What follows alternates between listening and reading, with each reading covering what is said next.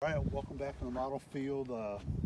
I call this a Gulfstream, they call it a PJ50. It's the latest turbine conversion, X45, JP wheels and brakes. I ended up using my F16 fuel tank, which holds about 35 ounces. Fit really nice in the CG with hardly any foam removal. I put some Unilights on it because the stock lights are really only good for dust. It's typical. What I do. We're going to fly it, then I'm going to flip it over and I'll show you what I did down there. It's pretty simple. From the looks of it, I mean, you can barely tell that it's even a turbine conversion. So let's go fly.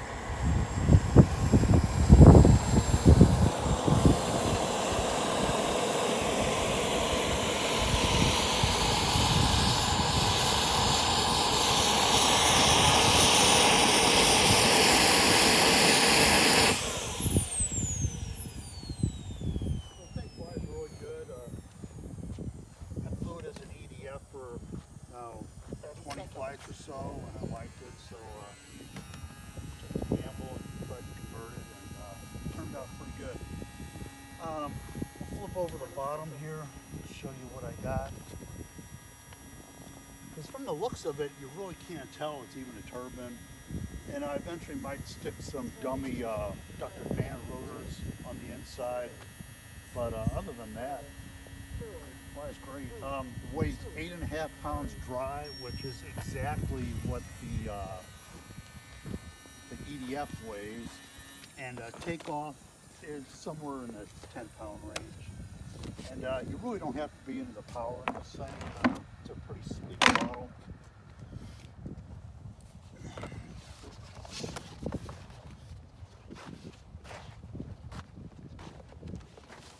So for the brakes, let me grab a tool real quick.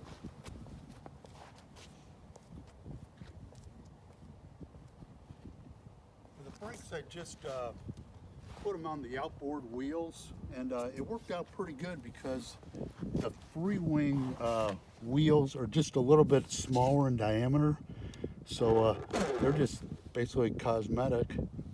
And had to make up an axle. I did a little machine work on the brakes right there to get them to fit in a little bit. And when you raise the gear, they're pretty tight right here, but it's okay. I did upgrade the retract units to the T33 retracts because with prior experience, it's like the Avante retracts that are stock in this. They just don't have the strength to pull the wheels and brakes up, and I didn't want any issues, and it seems to be working fine. So on the back here, before I did anything, I did like a 2-ply layup over the thing. And you got to remember, this was a prototype, so there's a lot of learning experience that goes into the first one. So it's a little bit rough, but it does a job. So before I did anything, I did like a 2-ply layup over the back fuselage here, just so I'd have a cover for the engine. I ended up sticking just 3 holes, I guessed. I go, is it enough air? Well, we'll wait and see, and it seems to work. They're just forward of the engine, and it seems like it's gonna work out okay. So pop this off here. And the tailpipe, it's my standard double wall pipe.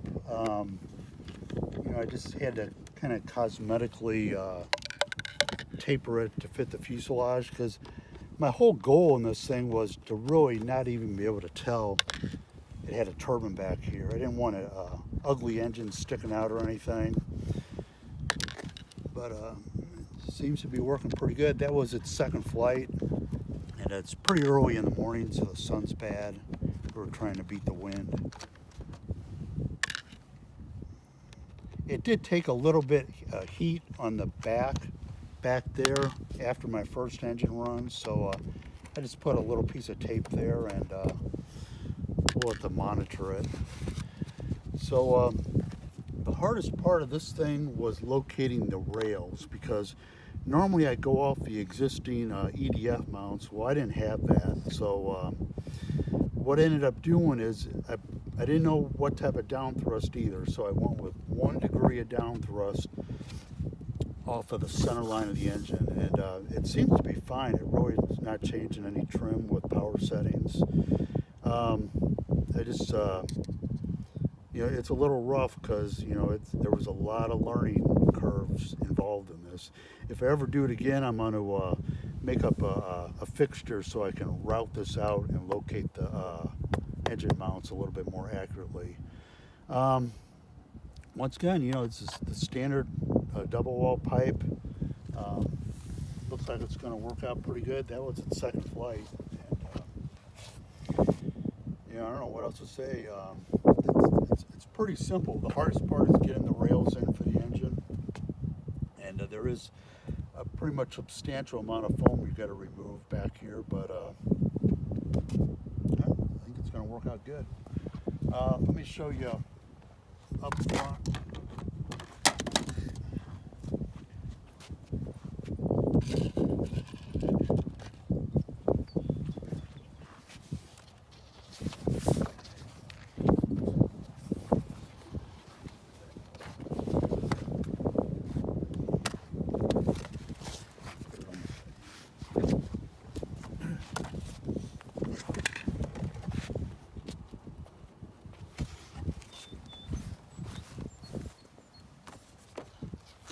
So I've never really been a fan of Freewing's ribbon cables and all that. In my opinion, it's just, and especially with this model, you got to take the wing on and off to transport it.